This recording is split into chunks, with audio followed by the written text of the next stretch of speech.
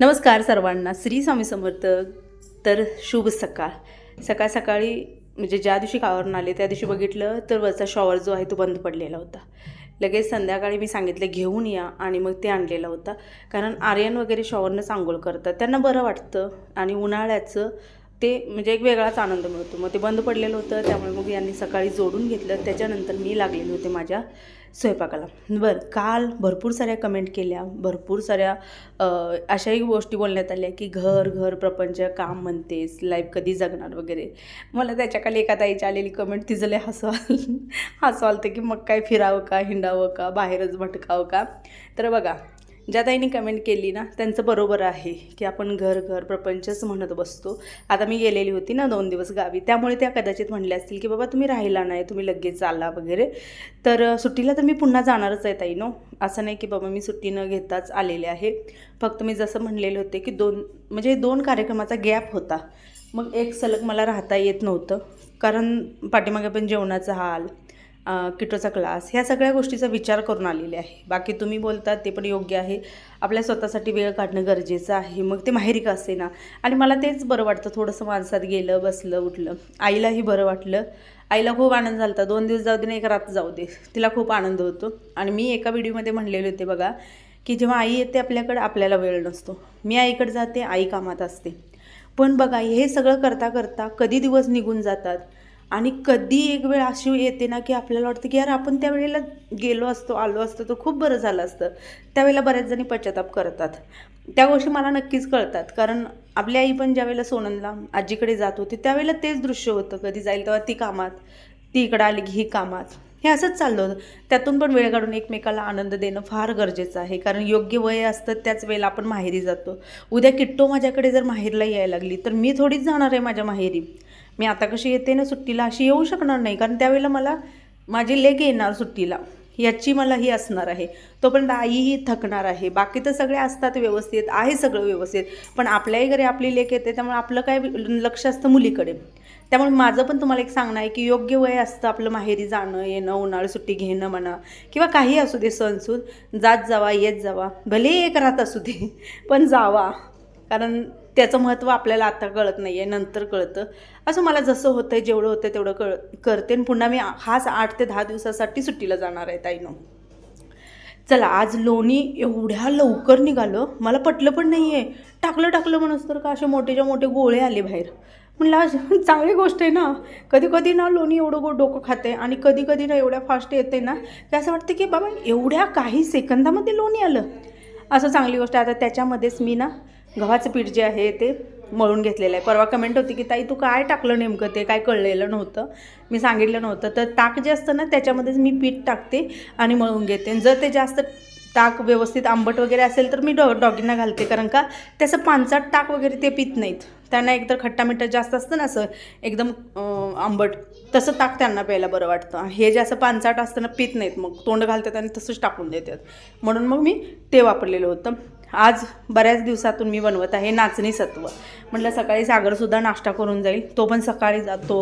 पुन्हा 8:15ला मला त्याला डबा द्यायचा असतो. आता एवढी गडबड जी आहे ती सकाळी एवढ्यासाठी रेग्युलर 9पर्यंत चालत होतं, पण त्याला 8:15पर्यंत डबा द्यावा लागत होता. कारण का ड्रायव्हर जे आहेत ते बाहेरगावी जातात ना, अक्षरशः म्हणजे कोल्हापूर सोडून 20 किलोमीटर 25 किलोमीटर, मग तिथनं येणं जाणं ठीक नसतं. मग हा काय करतो, सकाळी तो कामावर जातानाच ड्रायव्हरचा डबा देतो. मग ते ड्रायव्हर लोक जातात जिथल्या तिथं कामाला. मग त्याच वेळेला मला नाश्ता स्वयंपाक वगैरे सगळं. आणि सागर मात्र दुपारी 1ला जेवायला येतो. पण ड्रायव्हरचं जेवण वेळेत देणं गरजेचं होतं. मग आज लावलेली आहे तुरीची डाळ. तुरीची डाळ खूप कमी प्रमाणात मी बनवते. याचं कारण एक म्हणजे पित्ताचा प्रॉब्लेम जो आहे तो तुरीच्या डाळीने जास्त होतो. आणि या पोरीने एक वेगळंच काहीतरी केलेलं आहे. काय, वरती आता कोरपड आहे ना, कोरपडचं रोज असं गर काढते, ते असं पाण्यात काढून घेते, पूर्ण फेटते आणि ते मिक्स करून ती पिते ग्लासमध्ये टाकून. सोबत ती सकाळी आता उठून व्यायामसुद्धा करायला लागलेले आहे. आणि ती म्हणते की अजून माझं वजन कमी करणे गरजेचं आहे. मला हीच कमेंट एका ताईने केली ती की तिच्या वजनाच्या मागं लागू नका. कधी 2 वर्षापूर्वी कमेंट होत्या ना भरपूर की किटोचं वजन जास्त आहे, कमी करा. त्यावेळेला त्या बोललेल्या होत्या की सोनाली तू कोणाकडेही लक्ष देऊ नको, योग्य वय आलं की मुलं स्वतःची स्वतः काळजी घेतात. त्यांना वाटतं की आपण स्लिम दिसावं, व्यवस्थित दिसावं, फिट असावं आणि त्यावेळेला आपोआप ते त्यांच्या वजनाकडे लक्ष देतात. आता अजून ती तेवढी नाही आहे, त्यामुळे तुम्ही तिला कोणीही त्रास देऊ नका किंवा बोलू नका, असं त्या ताईने बोललेलं मला आज आठवलं. कारण आता ती स्वतः काळजी घेते. अगदी तुम्हाला म्हणजे तुम्ही बघितलं असेल, खाण्यापिण्याला सुद्धा सांगते की बाबा संध्याकाळचं जेवण एवढंच असावं, सकाळचं एवढंच असावं. तिचं ती स्वतः म्हणजे असं जसं म्हणतात 10वीला मुलं गेली ना, त्यांना नॉलेज येतं आणि त्या बऱ्याचशा गोष्टी त्या शिकतात. मी आता तिच्याकडे बघते, ती खूप गोष्टी अशा शिकत चाललेल्या आहे किंवा स्वतःकडे लक्ष देत आहे. मला यावेळेला दोन्ही पण दळणं बरोबर आली नाहीत. गव्हाचं पीठसुद्धा बरोबर दळून दिलं नाही आणि ज्वारीचं पीठसुद्धा दळून दिलं नाही. मी शक्यतो कडवलं करण्याचं दळणाला परफेक्ट वरती बंद केलं ना गॅस, ते फुगून वरती आलेलं होतं. पाण्याचे 2-3 तडाखे मारले आणि मग ते खाली गेले. काय तूप भरपूर निघालेलं होतं. आता हा जो आहे ना, खालनं डेऱ्यासारखा आकार आहे याचा, त्यामुळे ते तळाला दिसत नाही आहे. पण माझ्या मते अर्धा किलोपेक्षाही जास्त हे तूप होतं, कारण माझ्या रेग्युलर डब्यामध्ये मी काढलेलं. पाणी हे छान बसतोय का आणि का मला कुठं पाहिजे पाणी हे छान बसतोय का आणि का मला कुठं पाहिजे. बॅग घातले बरं का पोपटांना. होय होय मामावरती गेलं तेव्हा आला आणि त्याचा आईला हे करावं हार झाला तोंडावर पोपटानं पकड बघा मागं सरा राहता दोस्त ती काय झालं दोस्त ही खड्ड्यात काय झालं छान नाही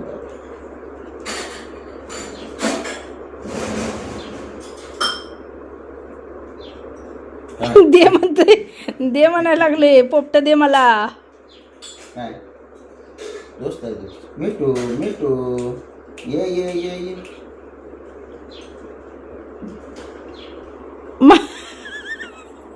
मागणं जेब घ्यायचे वाटतं. मिठू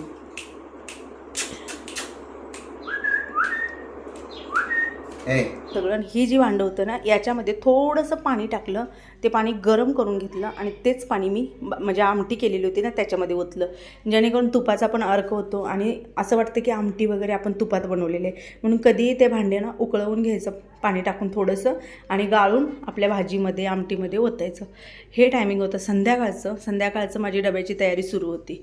त्यासाठी मी दादाला म्हटलं की थोडंसं मला आंब्याचा रस करून द्या, कारण आता पुन्हा आणि मी गावी जाणार आहे. मग ते काय करायचे, आंबेवरचे सगळे सडून जाणार. तुम्हाला खरं सांगू, टोटली आंब्यामध्ये मी सांगते तुम्हाला की जवळजवळ 1.5 डझन आंबं खराब निघालेले आहेत. म्हणजे मला कमेंट होती की ताई सांग कसं निघालं, काय निघालं. त्याच्यासाठी सांगते की एवढे 4 डझन आणलेले आंबे, त्याच्यातले 1.5 डझन नासके, कुजके, सडके निघाले. म्हणजे आणि जवळजवळ 80 रुपयाला एक आंबा, असा आंबा पडलेला होता. दादाने पेटी आणलेली होती ती. म्हणजे किती वेस्ट गेलं बघा. त्यामुळे लक्षात ठेवा की आंबा घेताना जपून घ्या. मी विचारलं त्यांना असं का, तर ते कधी म्हणजे वाऱ्यानं पडलेले वगैरे आंबे असतात ना, तेच पिकवले जातात आणि तेच मार्केटमध्ये विकले जातात. ज्या वेळेला आंबा पडतो असा अवेळी, तर लक्षात ठेवा की तो आंबा अशा पद्धतीनं असतो की जो पूर्णपणे पुढं जाऊन वरनं चांगला दिसतो, पण आतून तो पूर्णपणे किडलेला असतो. त्यामुळे आम्हाला तर अद्दल घडली आहे की 1.5 किलो माल आमचा असा खराब निघालेला आहे. तुम्ही जपून व्यवस्थित बघून वगैरे घ्या. पेटी घेऊ नका, छोटं घ्या आणि खा. तुमच्या दादाला एक सवय आहे, आणलं म्हणजे ना ते म्हणतात ना आपण गुडघ्यानं आणायचं, त्या प्रकारामुळे ते असे होतात. मी फक्त 1 डझन आणा म्हणलेलं होतं का तर अक्षय तृतीया आहे, पण नाही, ते सवय लागलेली असते ना, ते सुटत नाही एखाद्याची. आज ना मस्त अशी चमचमीत मी भाजी बनवत आहे. कुठली तर ढबू मिरची. टोटली फ्रीजमधल्या भाज्या मला संपवायच्या होत्या, कारण मी आणि पुन्हा गेले तर 8 दिवस स्वयंपाक कोणी बनवला न बनवला. कारण बघा आता घरी समजा किट्टो जरी राहिली, काही जरी असलं तरी तिला काय थोडीच असं रेग्युलर रोज वेगवेगळ्या भाज्या बनवता होईल. ती सकाळ संध्याकाळ आपली डाळ किंवा बटाटा चिरून टाकेल, फोडणी खावा म्हणेल. ह्या दृष्टिकोनातून मी विचार केला की भाजीचा फ्रीज जो आहे तो पूर्ण रिकामा करून ठेवून गेलेलं बरं, जेणेकरून बाबा सडलं नाच झालं वगैरे या गोष्टीचं टेन्शन नको. रेग्युलर मसाला करून त्याच्यामध्येच मस्त ढबू मिरची जी आहे ती बनवली, सगळ्यांना आवडली. काही ताईंच्या कमेंट आहेत की किट्टो कोणता क्लास करत आहे, तर CCCचा क्लास लावलेला आहे तिला. दुसरी गोष्ट, आता पौर्णिमा येत आहे, तर काही ताई म्हणतात की आम्ही वैभवलक्ष्मी व्रत करतो, तर आम्ही ते काउंट करू का नको.